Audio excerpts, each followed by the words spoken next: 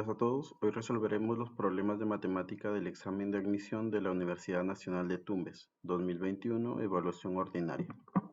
Empecemos. En este problema se trata de un cociente notable. Ya nos indican uno de los términos, que es menos x a la cuarta y a la décima. Y hay que encontrar los valores de a y b y multiplicarlos. Aquí vamos a aplicar las propiedades referentes a cocientes notables. Una de las primeras propiedades va a corresponder a la cantidad de términos, ¿no?, que tendrá el desarrollo del cociente notable. Esa cantidad de términos se expresa como n. Y según el cociente notable que se nos indica en el enunciado, n será equivalente a y será equivalente a b entre 2. Entonces, esa es una de las primeras equivalencias que vamos a considerar. Ahora vamos a utilizar la expresión que nos permite obtener cualquier término k. ¿Sí? Por lo tanto, diremos lo siguiente. El término k, no sabemos cuál es el valor de k, será igual a x elevado a la n menos k multiplicado por el segundo término, que sería y al cuadrado, elevado también a un exponente que es k menos 1.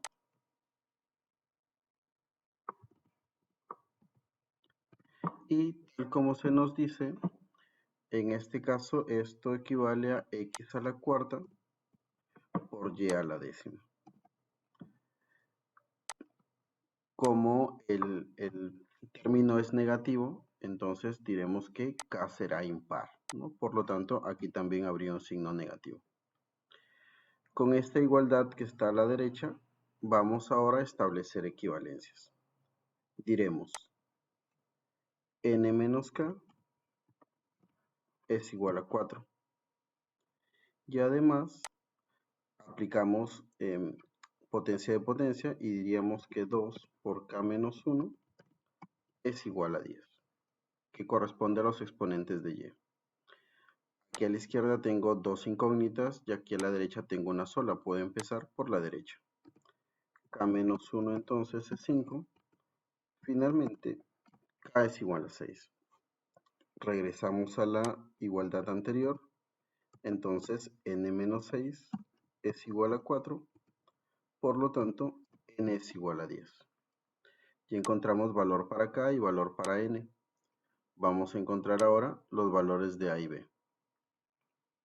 Diremos entonces que n, que es 10, será igual a a y será igual a b medios. A ya lo tenemos, a vale 10. Luego, b va a valer 20. Finalmente nos pide multiplicar a por b. Esa es la operación que debemos resolver. Y en nuestro caso, a por b será 10 por 20. Resultado final, 200. Ya hemos resuelto este primer problema. Ahora tenemos que el producto de dos números es 180 a la quinta por 27 a la cuarta y su máximo común divisor es 9 a la cuarta por 4 al cubo. Debemos buscar finalmente en cuántos ceros terminará el mínimo común múltiplo de dichos números. Bien, como no tenemos esos números, los representamos simbólicamente. Diremos entonces que los números son a y b. Y como se nos menciona el producto de los números y el valor de su máximo común divisor, podemos nosotros establecer entonces la siguiente relación según la propiedad. Entonces tendremos que el mínimo común múltiplo de a y b multiplicado por su máximo común divisor es equivalente al producto de dichos números. Ahora vamos a reemplazar los datos que nos dan. El producto será 180 a la quinta por 27 a la cuarta y ya me dan el máximo común divisor, por lo tanto lo que me va a faltar es el mínimo común múltiplo de AB. Pero ya tengo el máximo común divisor, por lo tanto lo voy a multiplicar por 9 a la cuarta por 4 al cubo. Listo. Y eso va a ser igual al producto P, que también tengo que es 180 a la quinta por 27 a la cuarta. Despejo entonces el mínimo común múltiplo y tendremos lo siguiente. Debo simplificar ahora estas expresiones. Para ello lo que puedo hacer es descomponer todas las bases en sus factores primos y luego simplificar aquellas potencias que tengan la misma base. Listo. 180 es 2 al cuadrado por 3 al cuadrado por 5, 27 es 3 al cubo, 9 es 3 al cuadrado y 4 es 2 al cuadrado. Ahora aplicaremos propiedades de exponentes y tendremos la siguiente equivalencia. Hemos aplicado potencia de un producto y potencias de potencias. Ahora sí, si se está multiplicando producto de potencias de igual base, sumaremos exponentes, y si se dividen potencias de igual base, restaremos exponentes. De esta forma, la expresión del mínimo común múltiplo será la siguiente. Tendremos 2 a la cuarta. Luego tendremos 3 a la 10 y 3 a la 12 es 3 a la 22, pero restamos el 8 y tendríamos 3 a la 14. Luego tendremos que el exponente de 5 seguirá siendo 5 porque no hay ninguna otra potencia con esa misma base. 5 a la quinta. Este es el mínimo común múltiplo de A y B. Lo que me preguntan es cuántos ceros terminará este número, este mínimo común múltiplo. Para saber en cuántos números 0 termina una cantidad expresada como producto de otras, lo mejor que podemos hacer es ver cuántas veces está el contenido el número 10 en este producto. El número 10 lo obtenemos multiplicando 2 por 5. Si tengo 2 a la cuarta, entonces lo puedo multiplicar aquí por 5 a la cuarta. De esa manera yo tendré lo siguiente. Tendré 2 por 5, que es el 10 que estoy buscando, elevado a la cuarta. Aquí ya está incluido el 2 a la cuarta. Y luego lo multiplicaré por 3 a la 14. Y como tenía 5 a la quinta y aquí ya tengo 5 a la cuarta, aquí será simplemente por 5. De esta forma vamos a tener que esta expresión equivale a 10 a la cuarta por otra cantidad, que será impar. Entonces, esa cantidad que resulta al multiplicar 3 a la 14 por 5, luego de multiplicarse por 10 a la cuarta, será un número que termina en 4 ceros. Y esa sería la respuesta que estamos buscando. Ahora se nos dice que el conjunto potencia de A menos B tiene 8 elementos y el conjunto potencia de B tiene 16 elementos. ¿Cuántos elementos tendrá la unión de A y B? Bien, consideremos aquí el cardinal del conjunto potencia. El cardinal del conjunto potencia lo obtenemos elevando el número 2 a la cantidad de elementos de cada conjunto. Como hay dos conjuntos, podríamos considerar que esos conjuntos se pueden representar de la siguiente manera. El conjunto A y el conjunto B. Aquí los tenemos. Y ahora vamos a ver la cardinalidad de cada uno de estos conjuntos. Si me dicen que P de A menos B tiene 8 elementos, este 8 es equivalente a 2 elevado al número de elementos de A menos B. Por lo tanto, vamos a decir que el número de elementos de A menos B es 3, porque 2 al cubo es 8. Ese 3 va a ir en esta zona. A menos B, aquí van a ir 3 elementos. Y luego, de manera similar, pero solamente con respecto a B, se nos dice que el conjunto potencia de B tiene 16 elementos. Quiere decir que 2 elevado al número de elementos de B es 16. Luego, el número de elementos de B es 4. Hay 4 elementos en todo el conjunto B, tanto en la zona de intersección con A como en la zona solo de B. De esto podemos ya inferir fácilmente que A unión B va a tener 7 elementos. Y esa sería la respuesta. A unión B va a tener 7 elementos. ¿Listo? Se tiene un triángulo ABC donde I es el incentro, E es el excentro relativo a BC y hay que calcular la medida de un segmento, el segmento IE, y además nos dan medidas de algunos otros segmentos. Empezamos. Vamos a dibujar, vamos a trazar la gráfica según nos lo dice el enunciado. Primero tenemos un triángulo ABC y es el incentro. Recordaremos aquí que el incentro es el punto de intersección de las bisectrices interiores en un triángulo. E es el excentro relativo a BC. El excentro es el punto de intersección de dos bisectrices exteriores, en este caso, de las bisectrices de los ángulos exteriores de B y C. Y aquí está E. Me piden la medida desde I hasta E, desde el incentro hasta el excentro. Y además ya nos dan algunas medidas. AI mide 3, AB vale 5 y AC vale 6. Entonces, AB es 5 y AC es 6. Con respecto a AI, hay que considerar que el incentro y el excentro pertenecen a una misma recta. Entonces, yo diré que desde A hasta E hay una línea que contiene el incentro y la medida de AI me dicen que es 3. Hay que encontrar la medida de IE, a la que voy a denominar X, ¿no? IE es igual a X. Y es la medida que vamos a encontrar. Bien, aquí debemos considerar el concepto de cada uno de los puntos, ¿no? Si nosotros tenemos que I es el incentro, entonces esta es una bisectriz interior. Aquí podemos decir que tenemos el ángulo alfa y alfa, ¿no? Luego tenemos una bisectriz interior que parte de A y una bisectriz exterior que parte de C. Hay una propiedad que me indica cuál sería el ángulo que se forma al trazar una bisectriz interior y una exterior.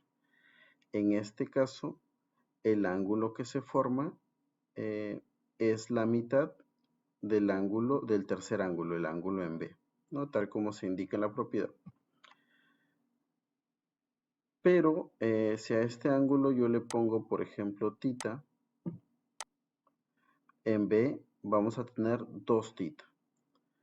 Pero como ya tenemos el incentro, podemos trazar parte de la bisectriz y como tenía que ser 2θ, ahora podríamos decir que es θ y θ para indicar que es la bisectriz. Reconocemos ahora lo siguiente. En el triángulo A y B, dos ángulos interiores son alfa y θ. Y en el triángulo AS también dos ángulos interiores son alfa y θ. Se trata entonces de triángulos semejantes. Los triángulos ABI y AS son semejantes. Estableceremos entonces una razón o una proporción entre sus lados. Al tercer ángulo lo vamos a llamar beta, ¿no? Aquí al tercer ángulo es beta y todo esto sería el ángulo beta. ¿Cuál sería la equivalencia que podemos considerar aquí? Es la siguiente. Vamos a decir, tenemos el opuesto a θ y el opuesto a beta, que están en la relación de 3 a 5. En el triángulo menor, ABI. Y en el triángulo mayor la relación va a ser la misma. El lado opuesto a θ va a medir 6 y el lado opuesto a beta ahora es 3 más x. Así que con esto ya vamos a poder encontrar el valor de x que estamos buscando. Resolvemos la ecuación, multiplicamos en aspa, tendríamos 9 más 3x es igual a 30. Por lo tanto, 3x es igual a 21, así que x es igual a 7 unidades. Y de esta manera ya hemos resuelto el problema. Tenemos ahora un problema que incluye una circunferencia trigonométrica. Esta circunferencia trigonométrica tiene la característica de que el radio es 1 y podemos dibujar líneas que representan razones trigonométricas. Bien, entonces empezamos. Este es un triángulo, ¿no? La zona cuya área debemos determinar es un triángulo. Nos dicen además que esta línea es paralela a MN, ¿no? Que es esta línea mayor del triángulo, ¿no? El lado mayor. Y el ángulo es θ, ¿no? El ángulo que nos va, sobre el que vamos a establecer razones trigonométricas. Bien, vamos a empezar. Para poder nosotros calcular el área o expresar el área de alguna forma, vamos a dividir este triángulo en dos. Vamos a decir, uno de los triángulos va a ser este triángulo pequeño que está aquí en el tercer cuadrante. Y el otro triángulo va a ser este que está aquí. ¿No? Estos son los dos triángulos en los que voy a dividir la zona. Vamos a calcular el área de cada uno. Empezaremos. Empezaremos con el triángulo que está aquí en rojo. Si θ es el ángulo por el que podemos formar este triángulo luego, entonces podemos decir lo siguiente. Esta zona de aquí, este lado, será la base del triángulo y esta línea vertical va a representar a su altura. Por lo tanto, el área de este triángulo en rojo será la multiplicación de base por altura entre 2. Ahora, por las líneas notables, podemos reconocer que esta línea vertical va a corresponder al seno de θ. Listo. Ya tenemos allí una primera expresión. Seno de θ. Nos va a faltar, por ahora nos falta la expresión de la base. Bien, pero ya tenemos seno de θ. Ahora, para el triángulo celeste es la misma base. No tenemos aún expresión para ella, pero será la misma base. Además, analizando la figura que tenemos, podríamos decir que estos dos triángulos laterales, este triángulo que está aquí y este que está aquí, van a ser triángulos congruentes. Entonces, también si por reducción al primer cuadrante, podríamos afirmar que hasta aquí también podríamos considerar un ángulo θ. Pero como queremos el ángulo en posición normal, tendríamos este ángulo alfa, que es el complemento de θ. Entonces, vamos a considerar ahora el ángulo alfa. Podemos decir que si este es alfa, entonces esta línea vertical corresponderá a seno de alfa. Por razones trigonométricas de ángulos complementarios, seno de alfa va a ser igual a coseno de θ. Ya tenemos entonces que para el triángulo celeste la altura será equivalente a coseno de θ. La base no la tenemos todavía, pero la compartirá con el otro triángulo. También utilizando alfa podríamos decir que esta línea horizontal es la línea notable coseno. Pero como es complemento de θ, también podríamos llamarla seno de θ. Ahora vamos a observar la relación que hay entre la línea celeste, que es AB, y la línea MN. Nos dicen que son paralelas. Por lo tanto, este mismo ángulo que tenemos aquí, este ángulo, corresponderá a este ángulo. por ser líneas paralelas. Pero como AB es una línea que une los puntos extremos de los ejes que contienen a la circunferencia trigonométrica, aquí se formará un ángulo de 45 grados, porque tiene los mismos catetos de igual medida, catetos congruentes. Podremos decir entonces ahora lo siguiente, ¿sí? Observando esta parte de la figura. Tenemos un ángulo de 45. Este es el ángulo de 45 grados, pero nosotros nos interesa el triángulo de la izquierda, que es el triángulo celeste. ¿Ya? Este es el triángulo celeste. Teníamos, este será coseno de tita y esta parte será seno de tita. Entonces, si llamamos B a la base del triángulo, tendríamos aquí seno de tita y en vertical coseno de tita. Podremos decir entonces que si el ángulo de 45 tiene tangente 1, podemos establecer la siguiente equivalencia. 1 es igual a coseno de tita sobre B más seno de tita.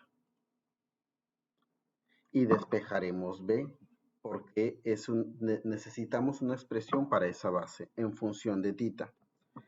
Si despejamos B, B pasa a multiplicar y luego seno pasará a restar. Entonces B equivale a coseno de tita menos seno de tita. Con esto ya podemos nosotros expresar el área tanto del triángulo en rojo como el triángulo celeste. Finalmente, el área total podemos calcularla de la siguiente manera. El área del triángulo rojo, base por altura sobre 2. La base es B, coseno de tita menos seno de tita. Aquí, coseno de tita entre paréntesis, que es la base, por la altura, que en este caso sería seno de tita, correspondiente a la línea vertical, entre 2. Y voy a sumarla con el área del triángulo celeste. La base va a ser exactamente la misma, coseno de tita menos seno de tita. Pero la altura va a ser coseno de tita. Y también se dividirá entre 2. Finalmente yo puedo factorizar esta expresión y decir, al factorizar voy a obtener lo siguiente, coseno de tita menos seno de tita sobre 2 y dentro de un paréntesis voy a tener seno de tita más coseno de tita. Y como pueden observar, eso me daría como resultado una diferencia de cuadrados. Tendría coseno al cuadrado de tita menos seno al cuadrado de tita. Y eso entre 2. Y con esto ya podría responder a la pregunta planteada. Y sería la primera alternativa.